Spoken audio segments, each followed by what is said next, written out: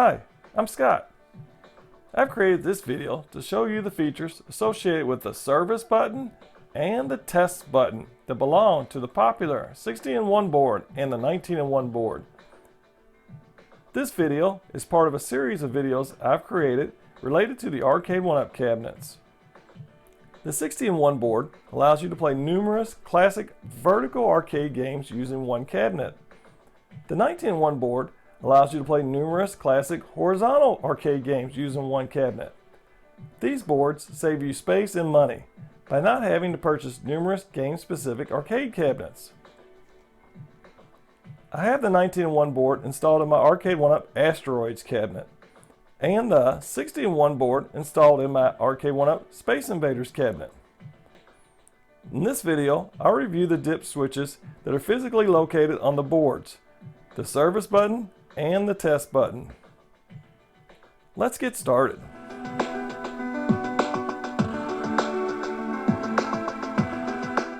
Right here I have a 16-in-1 board. Okay, the 16-in-1 board, this looks exactly like a 19-in-1 board. The only way you can tell them the difference is that they have this decal for what games were placed into the ROM. So this board is 16-in-1. It's hard to tell with this sticker on it, but it's 60IN1. The 19-in-1 board will have 19IN1 on it. So this is the 16-in-1 board. It looks exactly the same as the 19-in-1 board. Okay. So just giving you the layout of the LAN. This is your JAMA connector. This is where your 5 volts, 12 volts, and your ground is on this little sub connector. So this is your part side. This is referred to as your solder side. There's your soldering going on. And remember, on your JAMA harness, these connections here are unique. They're not the same as the connectors on this side. So that JAMA connector on the wiring harness has got pins on both sides that make a connection on either the top side, the part side, or the back side, the solder side. That's very important. These are your legs, okay, that you can mount it to your cabinet. And it gives you nice spacing, so there's airflow. It tries to keep the board cool, and it does work. There's no heat issue here at all. Right here is your VGA connector, okay, and then right here is your sound out. Now, just to review, we use the sound out. If you've seen my videos on the 16-in-1 conversion and the 19-in-1 conversion, there'll be a link here. We use the sound out here, and we go to an amplifier, and the amplifier runs to the speakers. You could use the JAMA harness. I think it's pin 10 on both sides. You can run that to the speaker directly, and you can control the volume by this pot right here. The problem with that is it's not very convenient to get a little bitty screwdriver out and make slight changes to this pot. It's easier to change them on an amplifier. Now you also, via the test menu, and we're going to cover that in this video, is you could change the volume, but every time you want to change the volume between a game, you'd have to boot to the test system, change the volume, and then boot back out of the test system into the game menu and then play your game. And that's not very convenient. So the happy medium was to run the sound out of the sound jack into the amplifier and then to the speakers, and then just open the back of your cabinet and get the big volume knob and make some adjustments. And then we're going to come to the switch bank. This is the switch bank that's located physically on the board. There's 4 switches here. If you see right here, I have switch 1 is off, switch 2 and 3 are on, and switch 4 is off. Now I'll put right here what the switches mean, but I'm going to walk you through it now. Switch 1 is the screen orientation. So if for some reason you needed the screen flip, let's say you're in your 16-in-1 and it was upside down, you would just change this dip switch setting and it would flip the screen 180 degrees.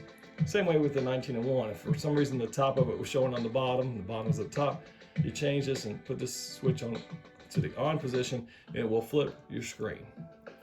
The second one switches to indicate if it's a VGA LCD monitor or CRT. If it's on, and all the Arcade1UPs will be LCD monitors, we'll send a VGA signal to them, and then it goes into that conversion board, and that sends the VGA signal up to the LCD monitor. This will be on. So switch 2 is on to indicate we're going to use a VGA signal going to an LCD monitor. If you were putting this in an original arcade game that still had the CRT monitor, and people do that, you would have that switch 2 off. Switch 3 is to save high scores, and that is very misleading, because once the game power is turned off to the game, the high scores are wiped out. So it only saves the high scores as long as from the moment you power it up to the moment you power it down. So if you leave it on all day long and you have a party and people are playing it all day, those high scores will be saved from person to person, from game to game. But if you turn it off and you came back the next day, turn the game back on, all the high scores will be gone, okay? So think of it as in the Seinfeld episode when George Costanza has a high score on Frogger, and they're gonna move the Frogger, and he's all upset because his high score is gonna be gone. He puts a battery to it and then puts it onto a dolly, and he's moving around the streets of New York City. That's the same thing's going on with your Arcade1UP with this in its cabinet. If you've not seen that episode, it's hilarious. I'd recommend you go to YouTube and search for it and watch it. It's very funny. All right, and the last switch is switch 4. Switch 4 indicates if it's a play mode. So right now we have it in the off position, so it's in play mode. That means when you boot it up, it's going to go to the menu for the 60-in-1 board or the 19-in-1 board. If you turn this on, it's going to go into the test setting. So it's just like pressing the test button when you turn this game on. You can do that if you forget to wire via your JAMA harness a test button. You can go to it with this dip switch setting. I do not recommend this. It's a pain in the rear to open up your cabinet and go in and move this dip switch setting. So try to include that button, the test button and the service buttons on your JAMA harness.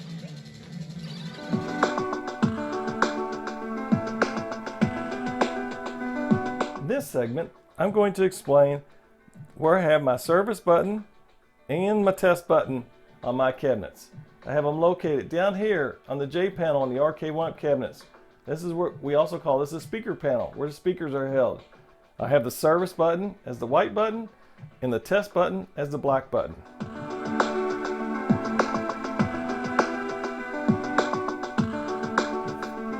All right, in this video you see a close-up of the J panel or the speaker panel where I have my service and test buttons installed.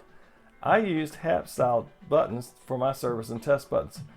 Some people use the smaller buttons. I like the larger buttons because I want the same buttons used everywhere on my control panel and on my J panel. That's just one less hassle I have to deal with. So all the holes are all the same size, all the buttons are all the same size, all the buttons are interchangeable. Now I chose, instead of doing 2 white buttons or 2 black buttons, I chose 1 white button and 1 black button. And that's just for me to visually see that there's the different buttons. So if I'm focused on the screen, I just glance down. I don't see 2 black buttons and have to think about it. I'm looking for the black or I'm looking for the white button, not really the order. So my white button is on the left, and that's my service button. My black button's on the right, that's my test button. And so I did that so that my buttons were in alphabetical order. So S comes before T, so service comes before test. So service will be on the left, the white button, and test will be on the right, the black button. And the other reason I did this, and really a big reason I did this, is the service button. When you're in the menu, the service button is a previous page or the last page or the prior page, and the test button is the next page. So I wanted my button for the next page to be on the right and my button for the previous page or the last page to be on the left. So since the service was the last or prior page, it needed to be on the left. And that just coincided with service being alphabetically before test. So that's why I have my J panel set up with my service and test buttons in the order they are and why they're color coded white and black.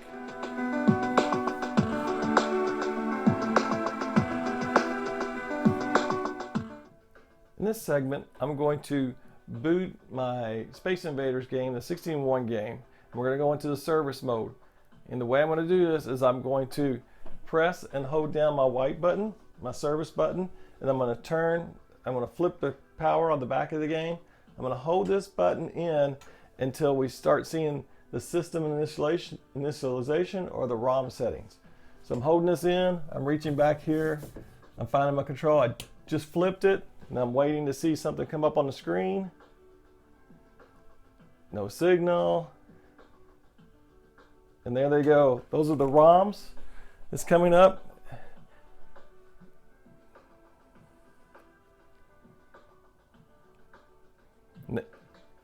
Now that was a ROM for each game that was displayed, and now we come into the first portion of the service button, and this is the screen test.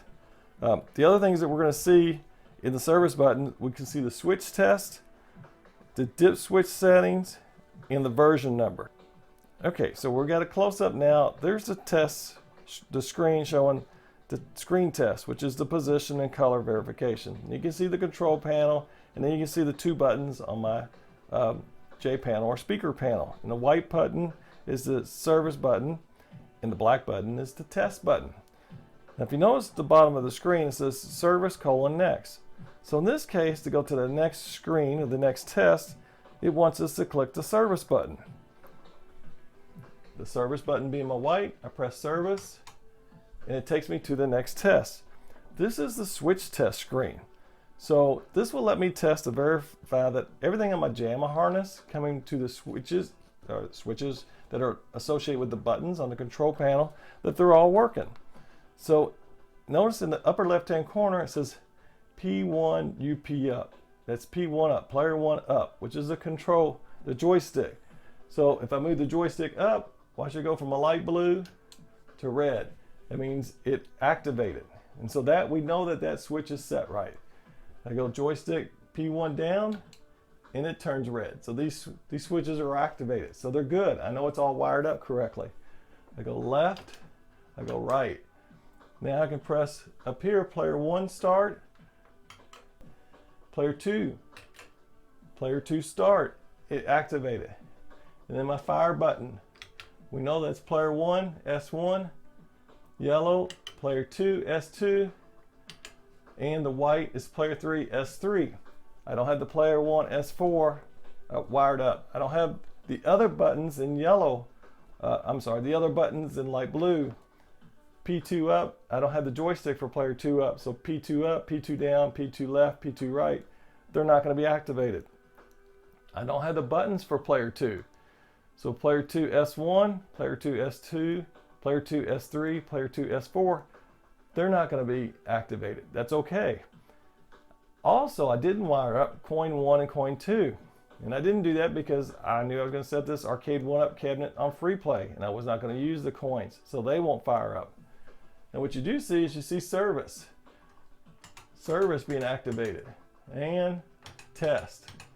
So I know I have my test button and my service buttons activated properly. Now in this particular cabinet, I did not install the trackball. So you'll see right below the coin 1 and coin 2, there's a bunch of stuff in red. P1Y-directory, P1Y-click. That's for your trackball. I didn't install the trackball, so we can't test any of that. That's okay. Now we're done with the switch test. We go one line below that. That's the dip switch settings. So if you see in blue, it says dip-1, and then green is dip-2, dip-3, and in blue we see dip-4. So this is the dip switch settings that are on the hardware. So the dark blue is off and the green is on. So this tells me dip switch 1 is set to off, dip switch 2 is set to on, dip switch 3 is set to on, and dip switch 4 is set to off. So that's nice. You don't have to open up your cabinet to see that. You can see it right here on the screen. And finally is the version, and this is in yellow. In this particular instance, we're looking at version 300, and it's CGC-NP206. Now, I don't know if that's version of the software and version of the hardware, or one's version hardware and one's version software. I'm not sure. If you know the answer to that, please leave that in the comment section below. So on the screens that are brought up with the service button on the 16-in-1 board and the 19-in-1 board, they're very similar to what we can bring up on the test mode of the Arcade1UP cabinets. Now, up above, I'll put a link to my Arcade1UP video, to the video I have on the Arcade1UP test mode. So in the Arcade1UP cabinets, you can actually do a display test, but instead of having blocks of color it has the screen is always one color, and then you go through the different colors. So each screen's a different color: orange, green, blue, red, and that's your display test. You have the switch test, just like here. You can test to verify each of the buttons on your Arcade1UP cabinets working. They have something a little bit different. They have the sound test, and that just sends a signal through the left channel and the right channel. But they won't let you control the volume. Where when we go to the test button screens, you can control the volume here. And they have game settings in the Arcade1UP cabinets, such as Star Wars and the newer games, the Generation 3 games. And then you'll also see your version number when you do the test mode in your Arcade1UP cabinets. And that's important when you go to call customer support. You really want that version number of the software and the hardware of the PCB that you have in case you got a problem with it. So once again, to see more about the Arcade1UP test mode features, you can check out my YouTube video. And this is based on the Generation 1 cabinets.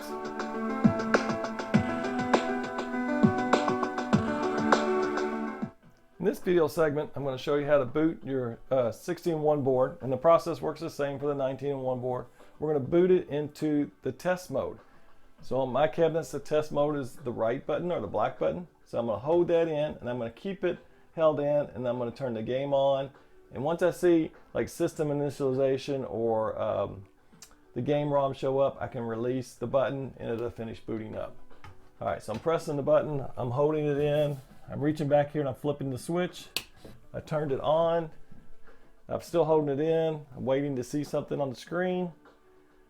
And the signal has just made contact. And there's our ROMs. I released the button into the finish, going into the test mode.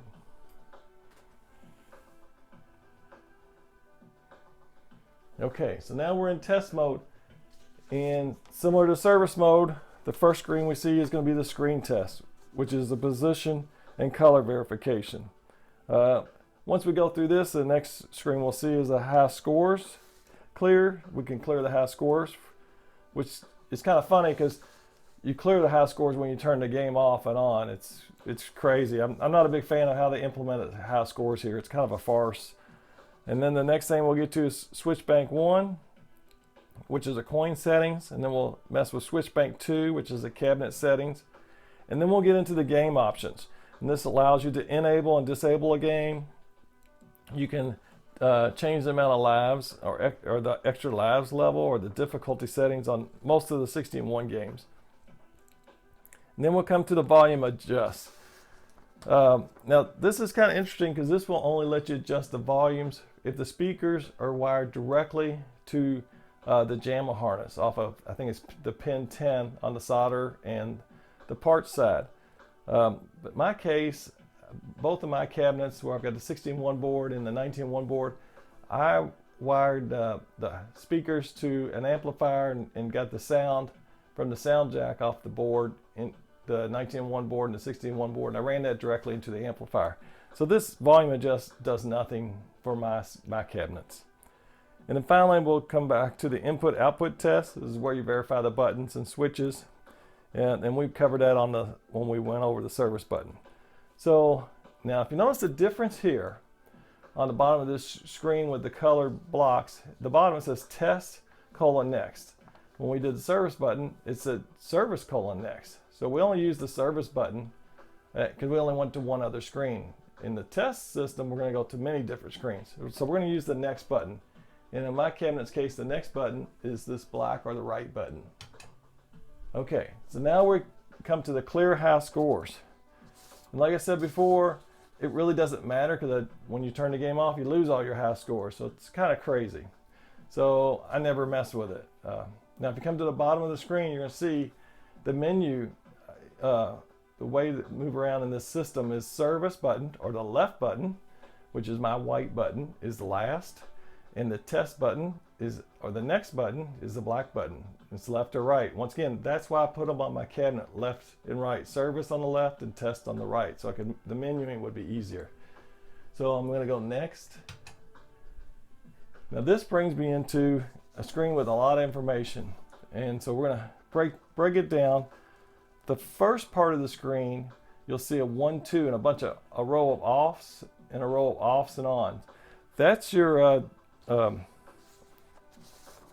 switch bank settings. Switch bank 1 is the top row. Switch bank 2 is the cabinet setting is the second row. So the first row, that deals with all your coin settings. And switches 1 through 4 is coin for player 1. So for me, it doesn't matter because I'm setting my cabinets at free play. If you were going to not use free play, but use your coin 1 and coin 2 switches on your JAMA harness and hook them up to a button, you would be interested on the settings for coin 1, which is switch 1 through 4, and coin 2, which is switch 5 through 8. And you get a manual. If they don't give it to you, you can search Google and you can see a software version of the manual, and that'll tell you what all those switches mean. You know, like 4 credits for 1 coin, 2 credits for 1 coin, that type of stuff. Now we go to the cabinet setting, which is the second row, row 2, and switch bank 2, or SW2. So switch 1 is your menu demo music. And that I have as off, which this is crazy too. Once again, I didn't write this stuff. I'm only a user. I'm just giving you the information. Off means yes in this situation. Means if you got it off, it's going to play the demo music. I can't explain to you why it's not on to play the demo music, but the value is off. So 2, 2, 1, or switch bank row 2, switch 1 is off on my system, but it plays the music. Dumbest thing ever. Not ever. There's some other dumb stuff, but that's way up there. All right, switch bank 2. Switch 2 is the individual game demo music. On this one, they got it right. On means on. On means yes. So yes, I have the game demo music turned on. Switch bank 2, switch 3. This is your free play setting. And on means yes. So you'll see on mine I have on. So my first 3 switches in row 2 is off, on, which is really should be on, but for whatever reason the developers decided to play games with us. But so I have the menu music on, I have the game demo music on, and I've got my system in free play. Now the next 2 switches on switch bank 2, 4 and 5, these are critical because these tell you how you set your cabinet up. So and it's different for the 60-in-1 board than it is for the 19-in-1 board. So the 60-in-1 board and the 19-in-1 board, both of them are going to have switch 4s off. Switch 4 indicates if it's an upright or a cocktail cabinet. In this case, both mine are upright. So if you want to put this 60-in-1 board or 19-in-1 board into a cocktail cabinet, you could do that. It'll work. And they have a setting to indicate that. And that makes the screen flip back and forth between player 1 and player 2. But since mine are both upright cabinets, switch 4 on both my systems are going to be off. Now we get into the joysticks. Switch 5 is for your joystick. For the 60-in-1, I only have 1 joystick. For my 19-in-1, I have 2 joysticks. So 1 joystick means off. 2 joysticks means on. So here on my 60-in-1 board, switch 5 on dip switch 2 is going to be off. If you looked at my 19-in-1 board, the switch 5 would be on.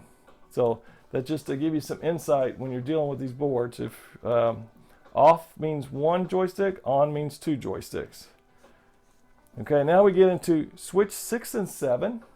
I have them off on mine. That's the default.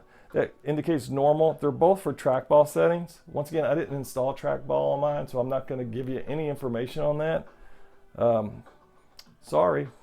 If you install the trackball, you may have to do a little bit more research yourself.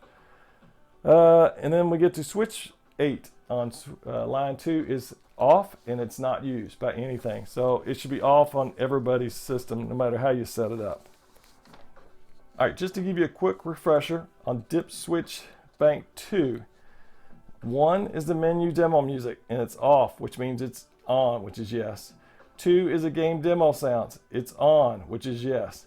3 is free play, it's on, which is yes.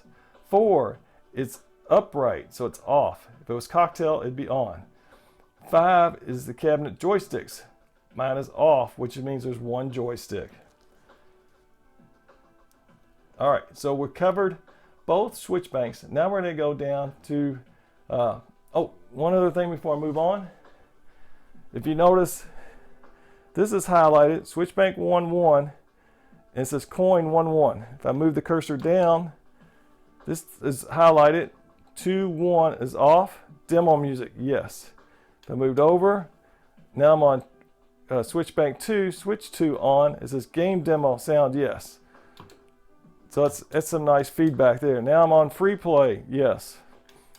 Cabinet upright, 1 control. And that's, now this cabinet upright, that's switch 4 and switch 5. And there is trackball original normal, trackball normal, and then 8, which is not used. Okay? So if I go up, these are your coins. Notice I'm on 1, 1, coin 1. That's 1 coin, 1 credit. Now watch this. Now it's coin 2. So 5, 6, 7, 8 are for coin 2. Okay? So if I went to coin 2 and it's off, my red button, or the S1, and I call it the fire, the red button. If I hit that and change row 1, bank 1, switch 5 from off to on, now it's 1 coin, 2 credits. Okay? If I did 6 from off to on, it's 1 coin, 4 credits. Okay? So these are our 2 switch banks. Now I'm going to go on to the individual games. So this will go all the way down to 60. So if you look, the screen's now showing the first 9 games, and they all have on, and that means they're enabled. So if I wanted to disable a game, I would hit button S1 or red, the fire button for Miss Pac-Man, and it changes it to off. I'll turn it back on. So that's how you can enable and disable games. All right, we covered how you can enable or disable a game by selecting the game, hitting the S1 button. This would turn Donkey Kong Jr. off or disabled. Now, if I wanted to go into the game-specific settings, I just go to my next button, test next. Now I'm in Miss Pac-Man, and this is the dip switch settings for Miss Pac-Man. They're all off. And so the default is 5 lives, no extra life, difficulty's easy, speed dot's normal, bean is a dot. So if I went over to do switch 1 off from on, it now changes it to 3 lives. So you can make your system easier or harder that you want. And these used to be basically the settings that were on the dip switch settings on the board. They made them into software settings. So this is how you would do it. And to go down to the next game is Galaga. This kind of is a stinker because you got to go through all 60 of these. And it's a pain in the ass, be honest with you, but it's doable. And you really don't go into them that much. Okay, so I'm just going to finish scrolling through all the games.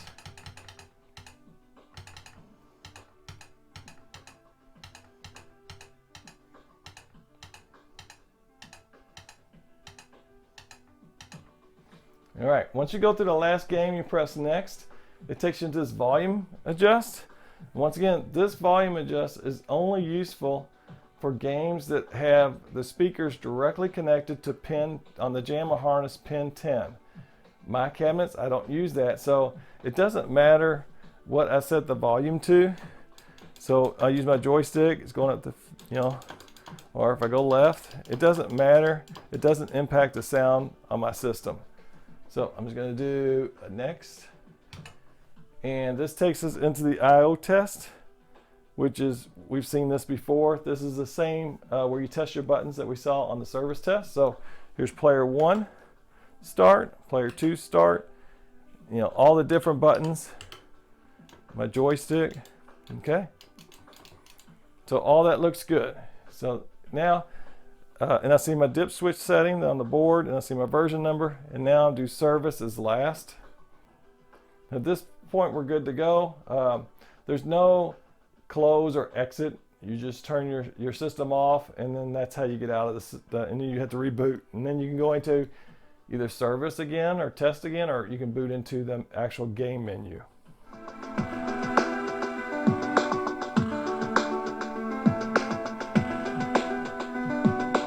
In this segment, I'm just going to give you a brief overview on how you can navigate through the actual menu, the game menu. So when the menu comes up, you can't initially, you can't navigate through it. It's always got like Miss Pac-Man highlighted, and you won't be able to move your joystick. You end up having to press the player 1 start button, and then that will let you start navigating around. So that's how you get to the navigate. And so when you highlight a game, if you want to see a preview, you can hit the S1 button. In my case, it's the red fire button. I press that, and preview will come on. It will preview a game. Now, once I'm done seeing the preview, I can press that again, and it will take me out. It will also take you out automatically. I think each preview is roughly 15 seconds. I think the documentation says 10 seconds, but I see 15 seconds. So that's how you can do your preview. You know, if there's a game, you're like, what the heck is this Mr. Do? I can press the preview button, and it'll go into like a 15-second preview or demo. And you're like, oh yeah, I remember playing that as a kid, or nope, I still don't remember that. Or it's like, oh yeah, I remember that. That was awesome, or no, that game was terrible. So you can just hit the button again. It takes you in and out of the preview. So if you want to play a game, you highlight it, and you just press the player 1 button, and that's going to start it. Now, once you start a game, there's no exiting. The only way you can exit the game is to lose all your lives. So you know what's going to happen to this little Dig Dug. He ain't going to make it, because we're going to kill him really fast. Just so you can see me going back to the screen, and I'll fast forward through all this.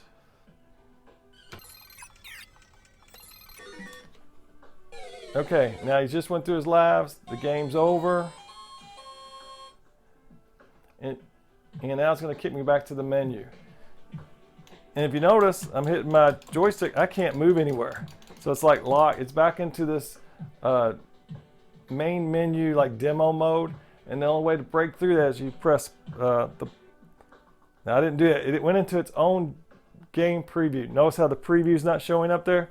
It's doing that as part of the main menu preview. So let's let it finish out, and I'll show you how to break out of that menu.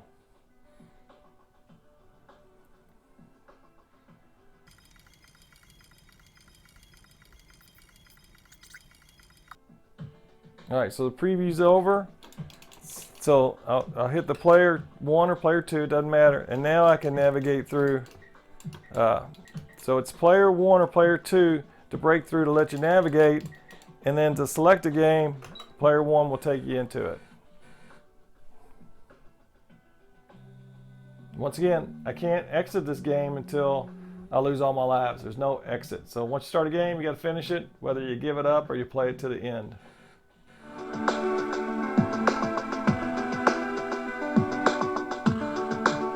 In this video, I'm going to show you an example of how to go into the dip switch settings for a game, and we're going to make those changes, and then we'll see if the changes take place. So let me go back to the menu. So let's look at Miss Pac-Man. Now when I go into Miss Pac-Man, I want you to notice the bottom how many Miss Pac-Man you have, or how many lives you have. So here we started up Miss Pac-Man, and it's got 1, 2, 3, 4, 5 lives. Okay, and if you notice the dots or the beans, they call them beans, they're just dots. Okay, so what we're going to do is we're going to change these settings. I'm going to change the number of lives, and then we're going to change the beans to hearts, and we'll make those dip switch settings, and then we'll come back and play the game and see if the settings take place. All right, so we're going to go into Miss Pac-Man, and we're going to make some changes, and we're going to see if it saves the changes. So I've highlighted Miss Pac-Man. I hit next, and it's going to give us the dip switches for Miss Pac-Man. The first one is lives, and we're going to go from 5 to 3. So I've got it highlighted. I'm going to press my fire button, my S1 button, and it changes it to 3. Now I'm going to use my joystick. I'm going to just scroll over until I get the bean. The bean is now highlighted. It's switch 7. I'm going to press the fire or the S1 button. Next, I'm going to turn it on, which set it to heart. So we're going to make the 2 settings to Miss Pac-Man. I'm pressing my player 1 start button. You'll notice it says setup OK. And now we're ready to, if I go to the next game, there's Miss Pac-Man, I can do next. There's Galaga, Frogger. Now I'm going to do the service button to do previous. There's Frogger, Galaga, and Miss Pac-Man. I see that my settings are saved. So now we'll turn the game off, the cabinet off, and I'll reboot it from test mode right back into game mode, and we'll see if those changes were saved and if they impact how Miss Pac-Man's played.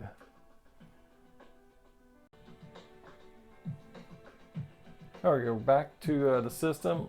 We made the changes to Miss Pac-Man where we changed the number of lives from 5 to 3, and we changed the dots from dots to hearts. So we're going to play Miss Pac-Man, and we're going to see if it comes in with our changes or if we're left with the old changes.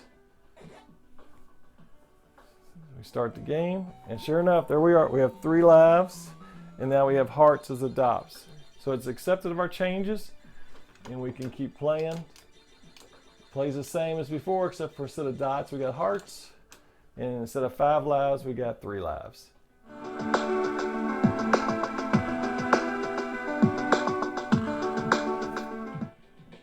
In this example, I'm going to show you how to disable a game.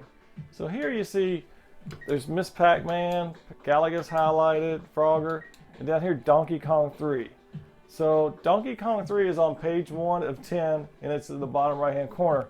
Let's say you don't like Donkey Kong, and you definitely don't like Donkey Kong 3, and you don't want that to show up on the menu anymore. Let's see how we get rid of that. We're going to go into the test mode. We're going to highlight the game Donkey Kong 3, and we're going to disable it. So let's go do that in the test mode, and then we'll come back and we'll reboot into the menu, and we'll see what happens.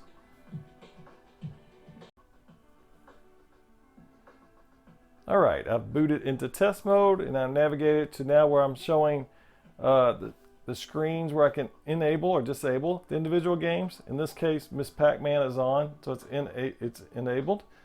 I'm going to go down to Donkey Kong 3, and I'm going to hit the S1 or the fire button, and it's off. So now we've disabled Donkey Kong 3. Now I'm going to press player 1 or player 2, it doesn't matter, and it's going to say setup. Right there you can see setup OK, and that's how it saves the changes. So I can keep scrolling down, and now you see Donkey Kong 3 is off the screen. If I scroll back up, you'll see Donkey Kong 3 is still enabled. So after you make changes, enabling or disabling a game, or you go into an individual game setting, make sure you do the setup OK. Press player 1, and so you see that setup OK, because it's saving your changes. At that point, you're safe to turn the cabinet off and then reboot it. And that's what we're going to do. So we disabled Donkey Kong 3. I'm going to shut the cabinet down, and we're going to bring it back up into the menu system and see what happens. All right, the game's now booting up. You see, when you boot up into the menu, it does a system initialization. And that's going to go 1 to 60. That's 1 for each of the games. When you boot into the service or the test mode, the test menus, it'll display the game ROMs. So that's the big difference. So we'll go through this. I'll speed it up, and we'll get to system initialization 60, and then it'll show us the menu.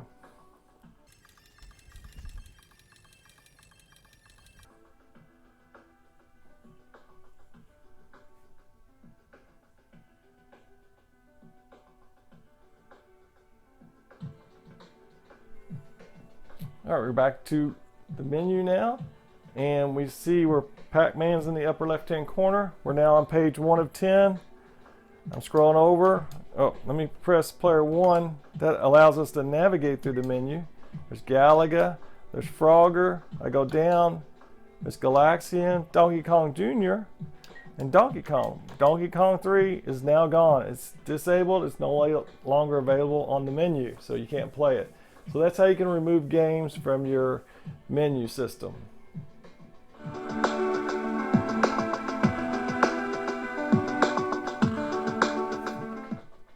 Alright, that wraps up this video, showing you the features of the service button and the test button on the popular 60-in-1 Classic Arcade Vertical Games board and the 19-in-1 Classic Arcade Horizontal Games board.